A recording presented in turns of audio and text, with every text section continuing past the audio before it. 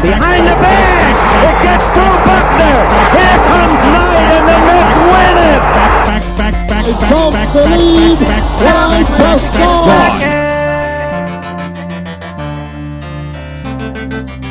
All right, welcome to a long overdue terrific talk. Sorry about the delay this week. Steve had some crazy things going on at work that got pushed back. I had a work drinks thing yesterday, so we couldn't do it yesterday. Dude, how you feeling? You're sounding a little congested over there. Dude, I'm hungover. Oh, yeah, at 9:20 on a Friday night. Pretty sad. So didn't get a lot of sleep last night, and my voice does this. It's weird. You're still feeling it from yesterday? It's bad.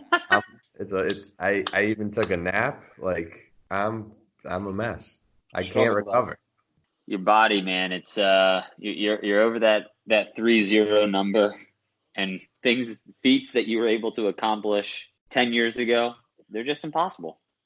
Does your voice do the same thing? No, I'll get see. Like, here's the weird thing with me. I don't really get hungover. People hate me for it. Now, my wife, Erin, she could have 2 glasses of wine and she could be hungover until 5 p.m. the next night. So, like, we're just 2 total extremes. So, like, I was working in Boston. I did meet up with a college teammate. You know, we got some dinner and we downed many a Guinness. And I woke up the next morning, of course, like tired because I didn't sleep that much, but like I could just kind of jump up and go and do my thing. Whereas he texted me like, "You're an asshole. I'm so hungover. I hate you." I was like, "Oops, sorry." I don't know how you don't get hungover. I think it's better for the podcast. It's definitely a better podcast voice. It's just extra deep this week. Yeah, it sets the tone a little bit. Gives kind of a welcoming, warm sound to the viewers. Just puts them at ease, you know. So anyway, had a couple beers yesterday celebrating 4 straight wins for me in fantasy football, Steve. We did it. Look at you. 3rd place. I'll say it. I said it before. I'll say it again. The boogeyman's coming. The boogeyman is coming from 10th place to 3rd place here. 4 straight wins. I'm feeling very good. And the miracle happened again. You beat me in our game. Noah Fant. Let's go. So here's my problem, though, with the miracle of me beating you. I've now beaten you twice, so I'm heating up. But each time I've beaten you, I lost in fantasy. Well, this week I suffered the Minshew mania bug, where Gardner Minshew turned the ball over 4 times in their last 4 possessions, and I lost by 3 points. You literally got to experience his last start in the NFL this year. Yep. So that's got to be a good feeling. And it's so frustrating because Jimmy G dropped 35. I was going to pick him up. And that was also between Jameis, and he dropped like 12. And just 12 points would have won me my game. I also just like couldn't get a touchdown out of Golden Tate or Saquon Barkley. You know, 1st and goal at the 1. Even 3rd and goal at the 1, they've got to throw it. It's like, ugh, God, so brutal. Yeah, you got screwed. And so our teams, we had an interesting matchup last week. Our teams were all the same except the tight end and the defense. I had the Jets defense. You had the Titans defense. They both actually scored 6 points. Mm-hmm. So the only difference last week between us was the tight ends. I had Greg Olsen. You had Noah Fant. So you beat me by 14.5, bro.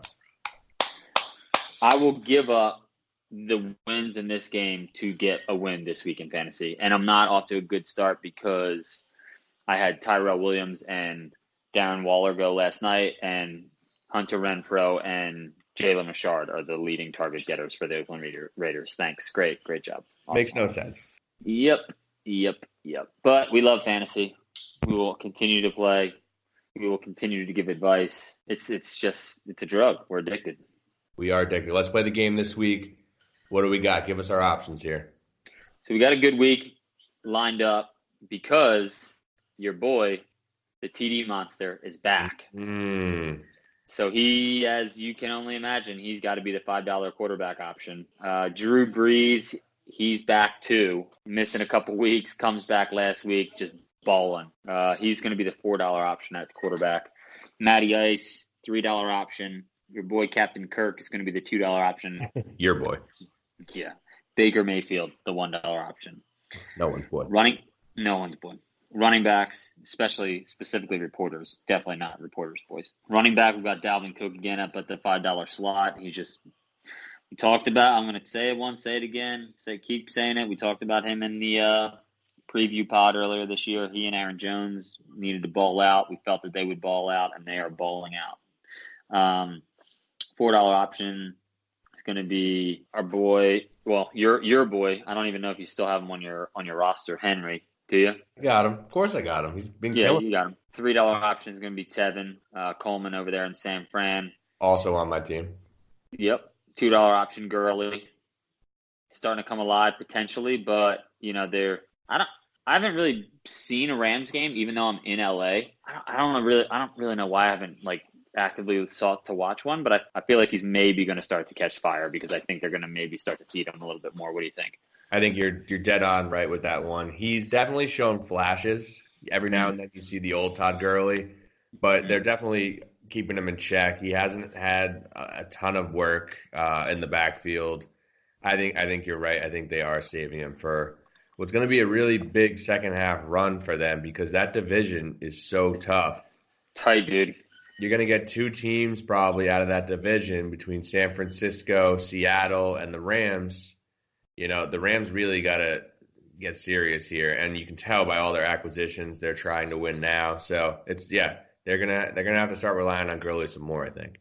Yeah, and the $1 option will be David Johnson, assuming he's coming back off of injury. Funny thing is, we did the pod real early last week, and we both had T.Y. Hilton, and then on Wednesday, T.Y. Hilton strained his calf and is missing multiple weeks. So it's funny how sometimes you think you have the great play, and then tweaks a calf. So I think David Johnson's coming back. We'll put him at the $1 option if you want to risk it there. Wideouts with TD Monster back. Your boy Tyreek Hill's got to be at the top spot there. $5 option. $4 option will be Cooper Kupp. Thinking again, the Rams they gotta continue to roll, continue to win, continue to put up points. Stephon Diggs, $3 option. He had some killer weeks back to back. A little softer in the more recent past, but we'll see what he can do. $2 option is going to be Juju, so that'll be kind of interesting to see the Rams versus the Steelers. Cooper Kupp versus Juju. What can people do? And then $1 option will be Golden Tate, your boy. Just get in the damn end zone, Golden. Tight ends, we'll go George Kittle at 5. We'll go Austin Hooper at 4. $3 Gerald Everett. A lot of Rams this week in our game. $2 option will be Jimmy Graham. And then $1 option will be another one of your boys, Rhett Ellison, because it's looking like Evan Ingram's out, huh? Yep. Defenses, we've got Ravens at Cincy as the $5 play. Colts at Dolphins as $4 play. Chiefs at Titans as a $3 play.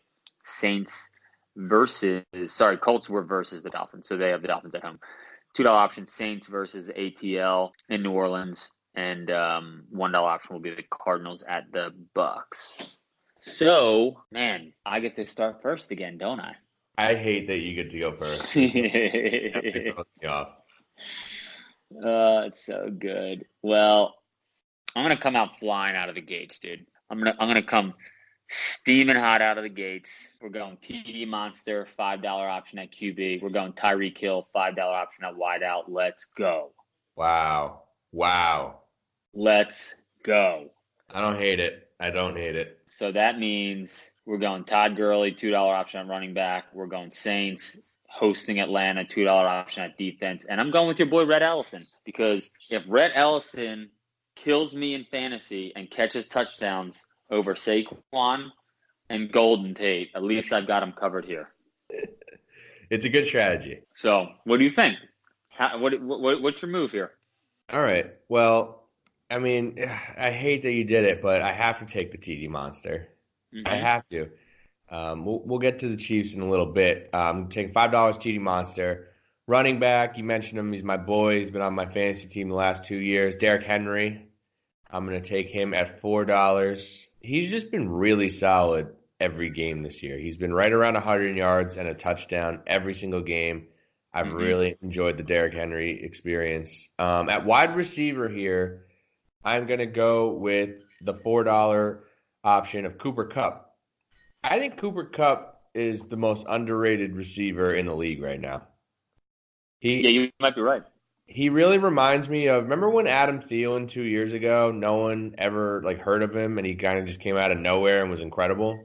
Yep. I feel like that's Cooper Kupp. We saw flashes of it for sure last year before he got hurt, but he is just a great route runner. I feel like he's always somehow wide open with an incredible amount of space, yards after the catch. I love Cooper Kupp, so I'm going to take them there at $4. And I love Tyreek. He's on my fantasy team too, so I'm not going to be rooting against him. I got to do it. Ellison, $1, tight end. Yep. Why not? And then defense, I'm going to go with the Cardinals because I have $1 left there. Tough matchup against the Bucks, but Jameis has been known to turn the ball over a little bit. I know you've experienced that this season, so I'll take a gamble on the Cards.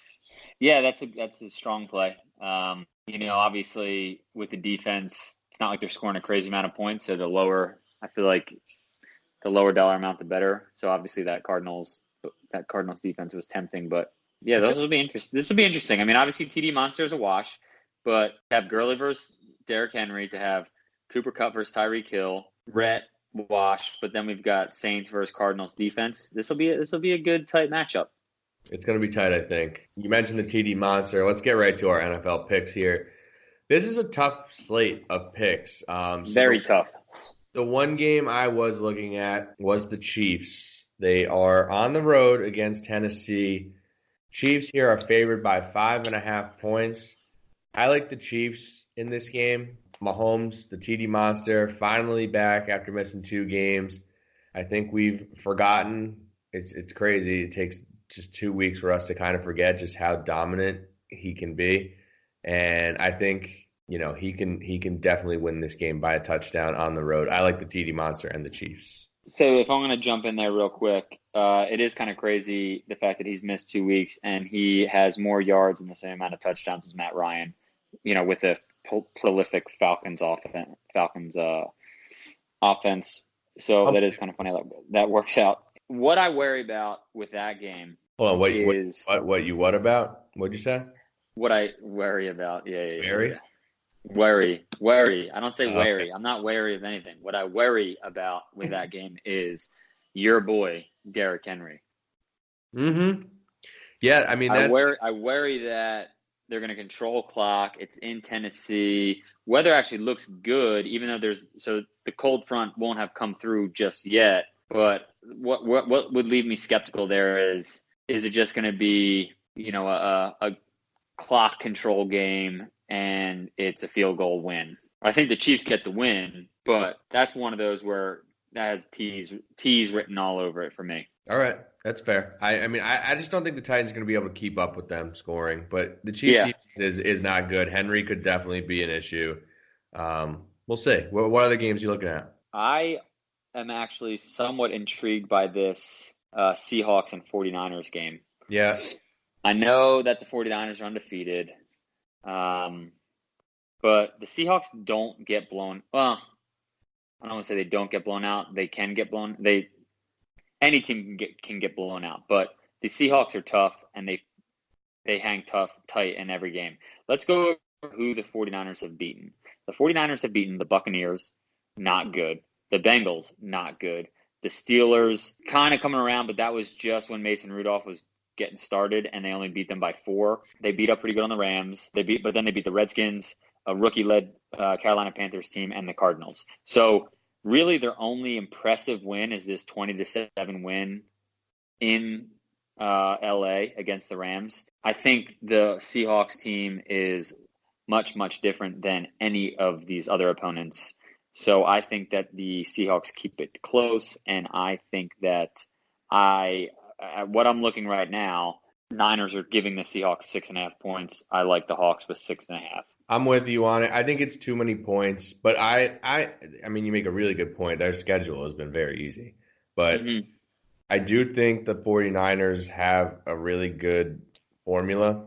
Yeah, I don't disagree with how good that the team is. I think, I know I just kind of trash the opponents they have beaten to become 8-0, but no, I think that their team is well built. I I just think that the Hawks team is also a tough, talented team, and I don't see it being more than a touchdown game in the 49ers' favor, personally. I'm with you, especially a division game. And I just really like San Francisco's running game. I'm really impressed. Like, those two backs are so good, and Bosa and that defense have been flying around. I think it's going to be a really, really fun game to watch. I can't wait for that one. Yeah. Now, the other game that I have to go and just talk about, and I don't know if I'm going to pick either way, but dude, it's the intercity game of the decade. The 2-7 Giants versus the 1-7 Jets in MetLife. Giants giving 3 points. Technically, the Jets are the home team. I want to get your thoughts on this game first. I have my thoughts. What do you think about this game? I mean, this game is really disappointing because everyone was excited when they saw this on the schedule here before the season started. You heard all the Jet buzz of how great Sam Darnold's looked. You got Le'Veon Bell coming in. The Jets are going to be real. The Giants were kind of a team where, you've got a lot of, kind of offensive firepower guys, but the defense was suspect. It could be an interesting team to watch. Then you got Danny Dimes, who got off to the hot start. You're like, oh, that game's going to be a lot of fun. And now we're here, and they both just suck. Both teams are terrible. I mean, the Jets just you thought the Patriot game was bad. That playing the Dolphins like that was just absolutely pathetic. So another game where for me have first and goal at the 1 and they don't give Le'Veon Bell the ball to run it in. They want Sam Darnold to be the man, so they try to force throws in tight windows. And what does he do? He throws a pick on the goal line. Yeah, I mean, it's mind-boggling right now. Their offensive line is just atrocious. And which one, both or Jets? No, the Jets. I mean, the Jets is really, really bad. Sam Darnold, and he's just making so many mistakes. He's still seeing ghosts, and it's tough to watch. All that being said, the Giants are nothing really to write home about. Yeah. So it's really hard to pick this game. I would personally pick the Giants just because the Jets seem like they've almost given up. And, if they're ever going to get up for a game, this would be it. But there's no way in hell I could bet on the Jets. I just couldn't do it.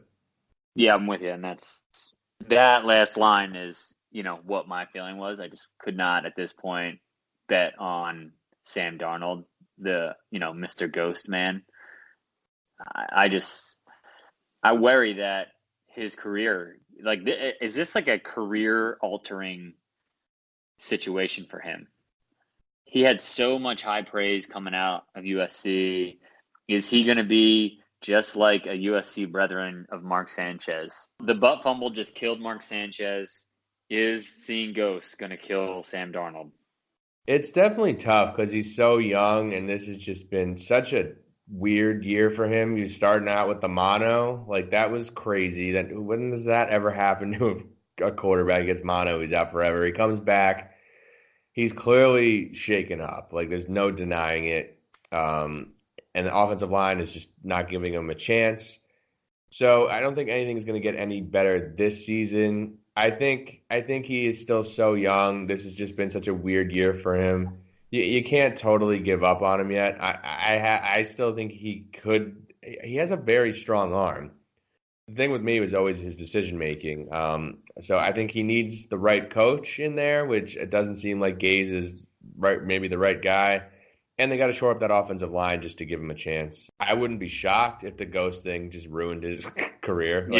That was really brutal. Fitting too that it happened both, in both instances it was against the Patriots, right? Mark Sanchez's butt fumble was against the Pats, right? Yep. Unreal. In prime time on Thanksgiving, right? Yep. Unreal. So it's a tough time to be a Jets and a Giant fan, really, for right now. One other game that I want to talk about, because talk about records that no one would have assumed heading into the season. The 6-2 Buffalo Bills going into Cleveland to play the 2-6 Cleveland Browns, and the Browns are favored by 3 here. I know. Is that shocking? I mean, I'm not saying that the Bills really like, let's look at the Bills wins. They beat the Jets by 1, who obviously now it turns out the Jets are terrible. They doubled up the Giants. Again, not a good team. They beat Cincy. Not a good team, but they only beat them by 4. They hung tight with the Patriots, lost by less than a touchdown. Beat the Titans by a touchdown. Beat the Dolphins by 10. Got smoked by the Eagles and smoked the Redskins. So, I mean, those 6 wins are not good wins. They're not impressive wins.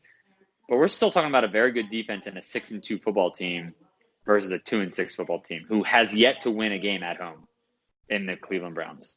Yeah, I mean, it makes no sense at all, really, which is why I'm actually leaning towards the Browns. Right, I know that's. I think they actually will probably win that game. What are the Browns, 2-6? 2-6. 0-3 at home this year. Yeah, I just don't see the Browns as being 2-7. Like, they're not. They have players. Like, they're terribly coached, which is just killing them all season. Freddie Kitchens is the worst. Like, he's just terrible. He makes horrible decisions. I just don't think the Browns are going to go 2-7, and I also don't think the Bills are going to be 7-2. Yeah, So Bills could be 7-2 if they win that game. Better record than the Chiefs. Same record as the Ravens, assuming the Ravens win.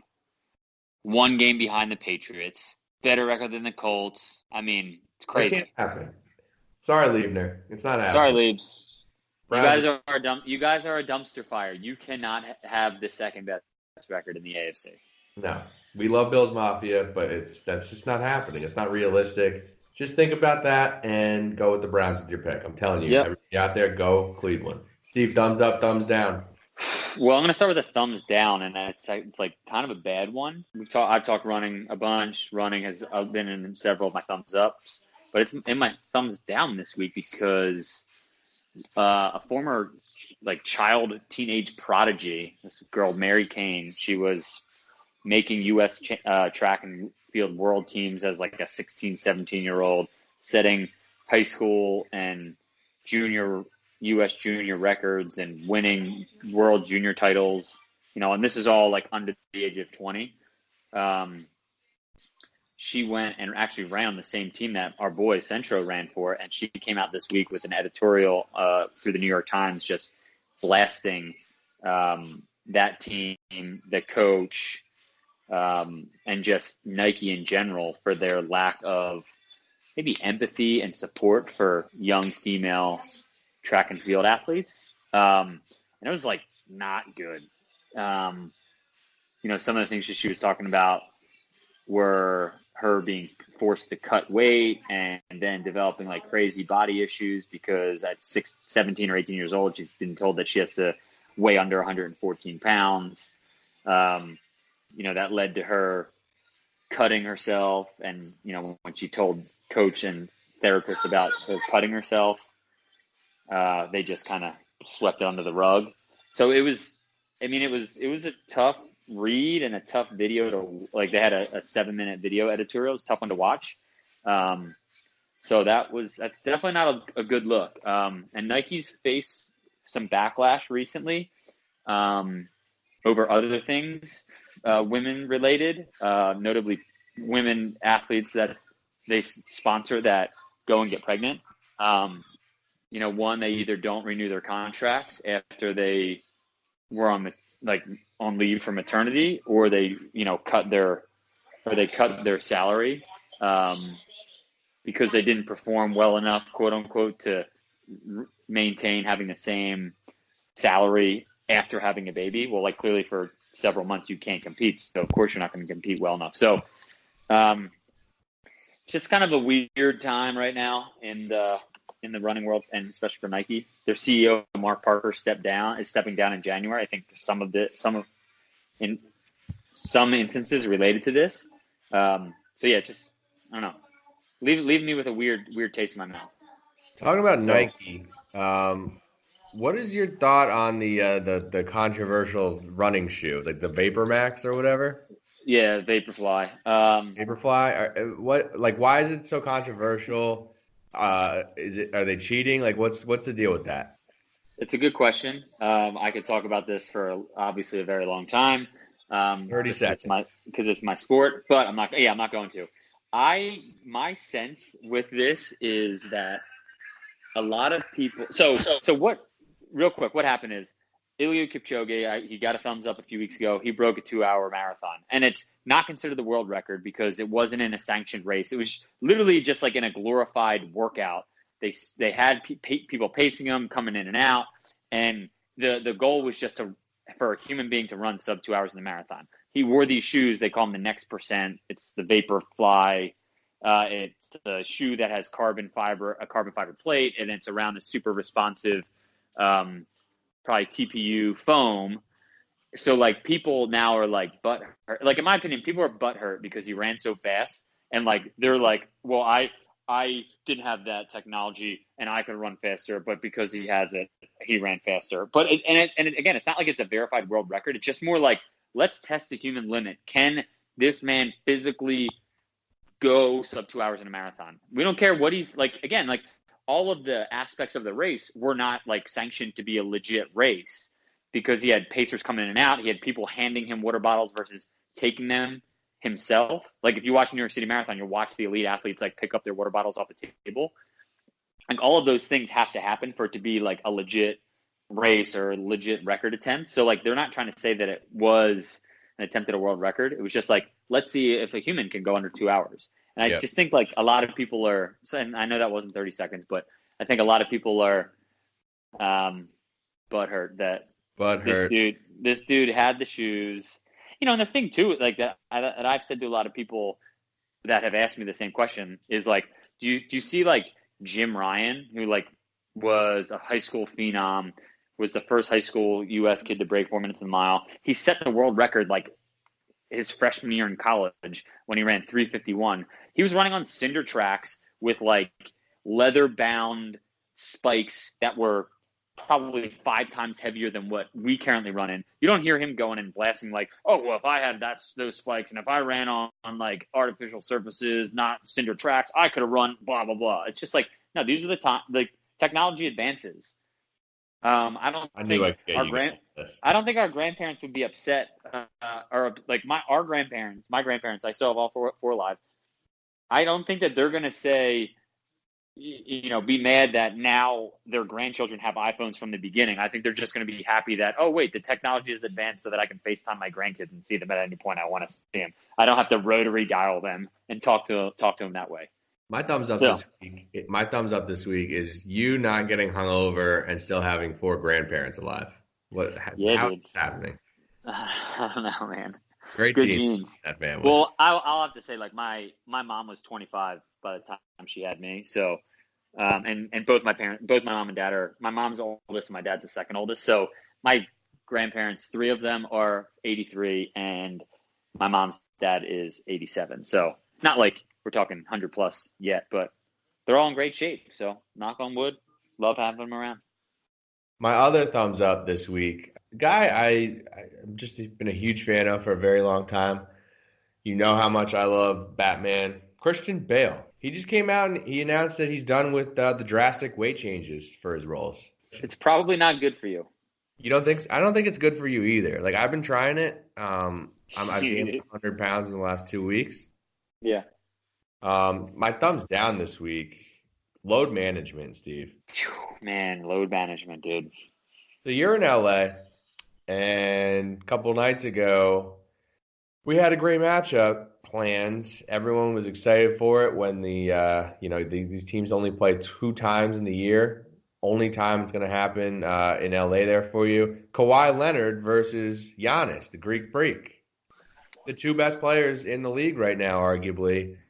And we get the announcement the day before that Kawhi will not be playing in this game due to load management. It sucks. Yeah, it's brutal, man. What'd you think of that? That's one of those where, like, the old-timers are probably, like, load management. I mean, I know I was saying, like, with technological advances, like, runners, like, those guys aren't bemoaning the fact that they were hindered by less, poor quality equipment. Like, you got to think, like, old-time basketball dudes are like, load management? You're not going to suit up and freaking hit the hardwood and just play? Like, that's what you were here to do. That's a tough one. I totally understand, like, he's had injuries in the past. He admitted last year, like, I don't think I would have been able to get through this playoff run if I had played in all those games in the regular season. This is just such a bad look for the league. I mean, it's two of the best players. This is what the fans want to see. Like, what are we doing? That was just super disappointing. My other quick thumbs down. It looks like Steph might be out for the whole year. Dude, I know that was brutal when I saw that injury. When we did our over under, like I felt that Draymond and Steph would keep it together. They had D'Angelo come in. I thought that they still hover and be slightly above 500. Clay would come back late in the year, and then he breaks his wrist. Now, we didn't talk about that play. I thought that was a pretty cheap play there by Aaron Baines. Yeah. Did you watch it? Like, Steph is in the air and he slides underneath them. Like, to me, that's more like Mike Scott a few weeks ago got ejected from a game because, like, someone was on a fast break trying to go for a layup and he just hard foul. Like, I'm not going to let you get the ball up to the rim. And he gave him a solid shot. He got thrown out of the game. Like, that to me is just basketball. I think a play like that from Aaron Baines, like, I almost feel like he should be suspended for 10 games for something like that, where you have a guy in midair and you slide underneath where he's supposed to land, and now he has a broken wrist, and he's like, that could, now it's his left wrist, but like that could alter his career. Dangerous play, and it just sucks. He's probably gonna be out the whole season. It's amazing the Warriors. They're going to lose a lot of games now, most likely this year. They're going to end up with a number 1 pick here, and then they're going to get Steph and Clay back. It's going to be crazy. Yeah. Unbelievable. So, yeah. Got to just give a shout-out to the Sixers right now, giving it to Denver, up 16. Furkan, my boy Furk the Turk, just hit his second 3 in a row. Let's go. That was a nice game winner he had the other night. Woo, that was fun. Phoenix, how about their start? Hey, man. Sounds good. I have to run back and see. Did we give them over? I think we went under, and Will wanted to go over on them. It was like the Suns were like the last team we did after like an hour and a half podcast. So we're all exhausted. Yeah. And Will was starting to get a little loopy. We thought he was saying how great the Timberwolves and Suns would be. But I think he might have been right. He might have been right. You know what I feel like now that I'm thinking about it with the Suns? I think, didn't I say that could there be a potential move where Devin Booker would go somewhere? Yep. So I feel like that's where I was thinking maybe Suns for under, because they deal him and then tank, but it's looking like they don't need to deal him and tank at this point. Terrific TV spot, Steve. What do you got? Dude, our boy's back. I haven't started watching yet, but I'm going to. And that boy is Jack Ryan. Amazon Prime, season 2. Season 1 was fun. It was a role that we did. We actually discussed it for a decent bit of time on one of the pods, that the role of Jack Ryan was something that we are not used to. Our boy Jim from The Office playing. It just doesn't make any sense. It doesn't make any sense. I still can't buy it. Like, he's just this jacked freaking CIA guy. John Krasinski. That's the other problem, because his name was Jim from The Office. I know his real name starts with a J, but I can't not say Jim. I'm like, I know his name's not Jim, but it is Jim because his office Jim. But jacked, like stone cold, like surviving in like the just war-torn, chaotic Middle East, bombs going off everywhere. He's not in an office in Scranton anymore. Tori says he has a Muppet face. I think his face kind of looks like a baseball glove. It definitely looks like a face that you would see one of those street artists draw as like a caricature of yourself. I think this should be a game. We should pick a person every week and say what we think they really look like. I'm game for that. Let's do it. By the way, all I've done the last week since we last talked is watch This Is Us. Oh wow, you're full in, dude.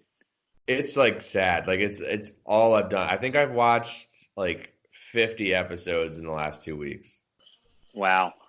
Can't get enough of the Pearson family. They're great people. It's just such a moving show. I've cried more in the first 2 seasons of this show than I have in my entire life. Unreal. I've watched a good bit. I haven't cried, but there's definitely some moving scenes. You don't get hungover and you don't cry. Like that's just you.